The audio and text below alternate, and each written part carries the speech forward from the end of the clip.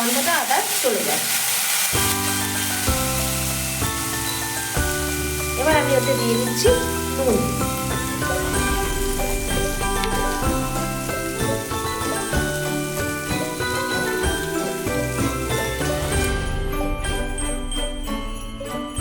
নুনটা তোমরা তোমাদের স্বাদ অনুযায়ী দিয়ে দেবে। হলুদ গুঁড়ো,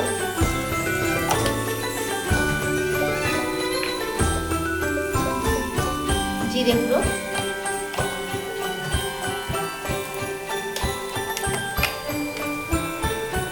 ধনে গুঁড়ো,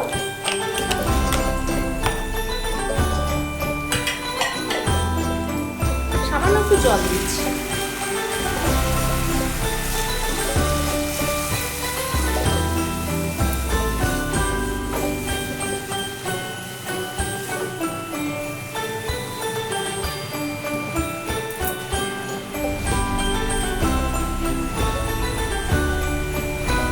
কাশ্মীরি মির্চ,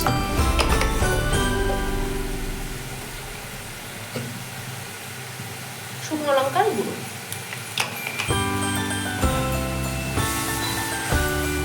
এবার সমস্তটা ভালোভাবে কষাবো।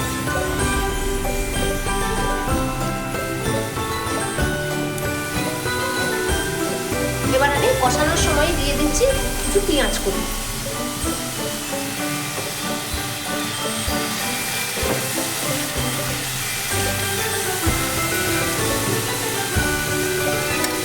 আর দিচ্ছি একটা টমেটো কুচি। খুব কুচি করিনি, একটু বড় বড়ই আছে, গলে যাবে। দেখো মশলাটা খুব ভালোভাবে ভাজা ভাজা হয়ে গেছে। এবার আমি এতে দিয়ে দেবো আলু। দেখো ছোট ছোট করে আলুগুলো কেটেছি, সেটা দিয়ে দিচ্ছি। আর দিয়ে দিচ্ছি ওলকপিটা।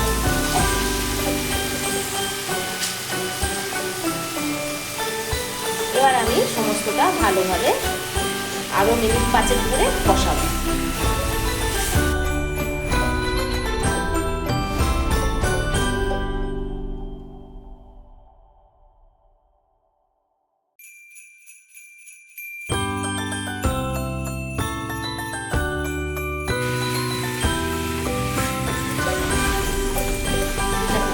পুরোটা ভালোভাবে কষানো হয়ে গেছে। এবার আমি এতে দিয়ে দেবো জল।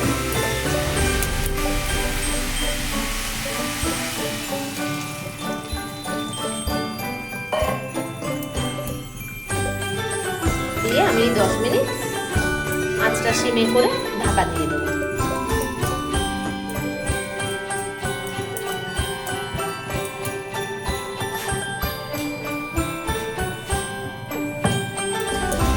মিনিট পর ফিরে আসছি। দেখো বন্ধুরা 10 মিনিট হয়ে গেছে। এবার আমি একবার দেখে নিই।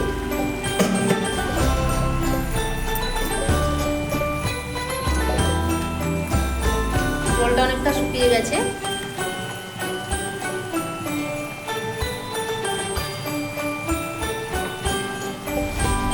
এখন আর একটু সেদ্ধ হবে।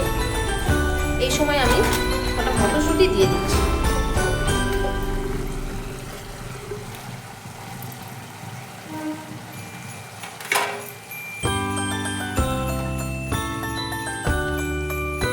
আবার আমি একটু ঢেকে দিচ্ছি।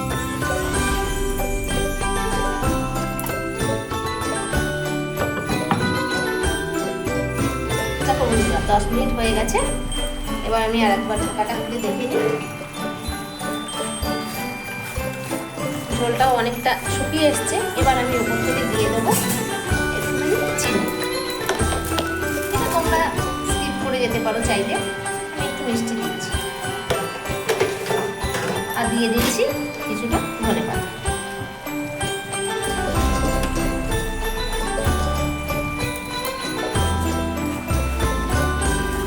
তো শীতের সময় বাজারে প্রচুর ওলকপি পাওয়া যায়। তোমরা এইভাবে খুব সহজভাবে আমি রান্নাটা করলাম, করে দেখো। আশা করি রেসিপিটি তোমাদের ভালো লাগবে। আর একটা জিনিস শেষে দিচ্ছি, একটু গরম মশলা। তোমরা চাইলে এর মধ্যে একটু ঘিও দিতে পারো। তো এই মুহূর্তে আমার কাছে ঘিটা নেই, তাই আমি একটু গরম মশলা দিচ্ছি। নিরামিষ দিনে ঘি গরম মশলা দিয়ে এইভাবে ওলকপির তরকারি তোমরা রান্না করে দেখবে, খুবই ভালো লাগবে খেতে। ব্যাস রেডি হয়ে গেল মটরশুঁটি দিয়ে ওলকপির তরকারি।